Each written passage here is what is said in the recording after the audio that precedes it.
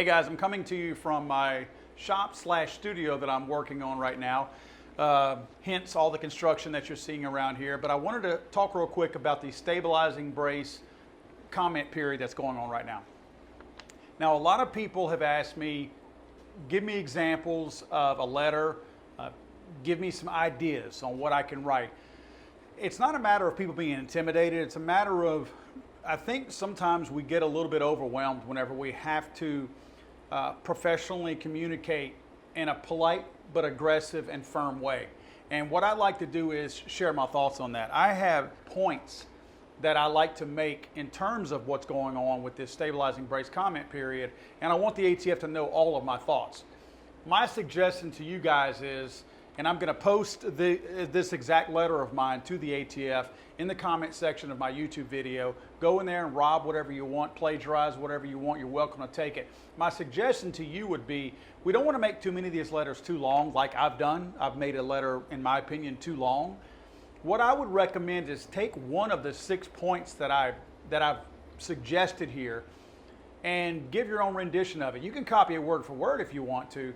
You can add to it, you can change it up a little bit, but nevertheless, I want to basically float these 6 ideas out there for you guys to grab and make them your own if you want to, in terms of being able to submit a professional but firmly written letter to the ATF during this comment period. I'm going to go through mine real quick. But it states, while all men are created as equals, all men are not created equally. To use unmeasurable metrics like eye relief is to ignore the fact that arm length and quality of eyesight vary dramatically among all firearm users. As a 6'1" man with a horrible astigmatism, I can assure you that my eye relief is different than the majority of gun owners in America. To assume otherwise is arrogant and ignorant. Number 2, attempting to force law-abiding gun owners who legally purchased braces and AR pistols with braces to pay an additional $200 to SBR their devices is immoral. As you should already know, Americans legally buy AR pistols mainly for home protection because of their versatility and smaller size that makes it safer to maneuver inside one's home and doorways. As responsible gun owners, not criminals, we hold ourselves accountable for where each projectile from our home defense weapons ends up. That's why we choose the safer weapons with legal braces on them. But attempting to make honest gun owners into felons for not getting a tax stamp is a veiled attempt at pushing poor people to ignore your new rule because they can't afford it. Number 3, ex post facto laws are unconstitutional. I legally purchased my braces and any firearm with a brace on it. I've done nothing wrong. Congress, the only branch that can legally make laws, is prohibited from passing ex post facto laws by Clause 3 of Article 1, Section 9 of the U.S. Constitution. The states are prohibited from passing ex post facto laws by Clause 1 of Article 1, Section 10.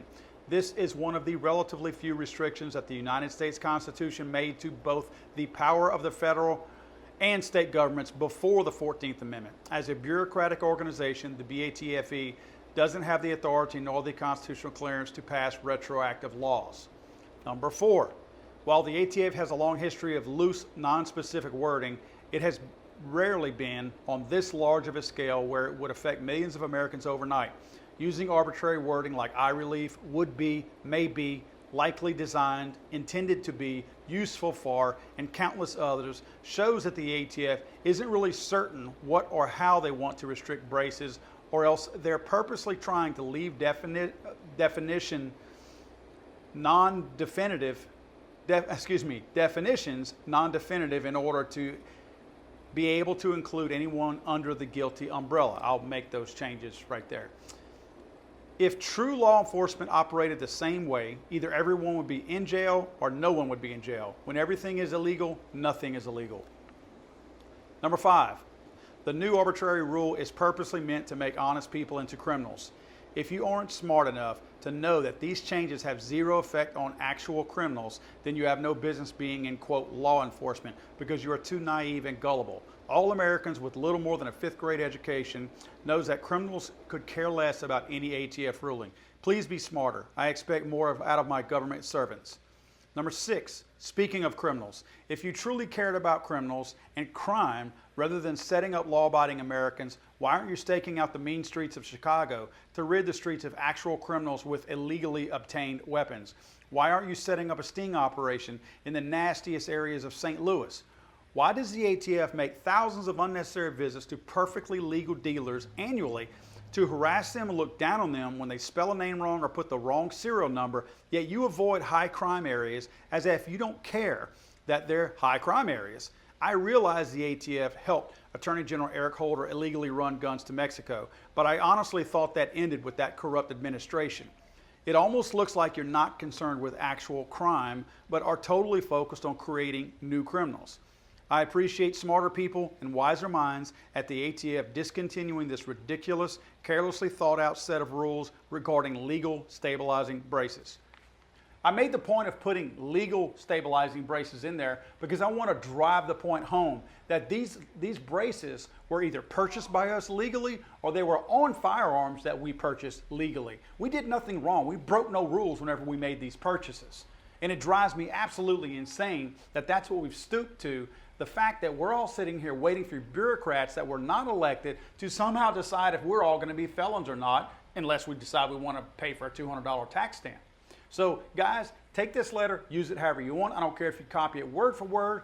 Again, my suggestion is take one of the 6 points or a couple of those 6 points, make them your own, and submit your wording.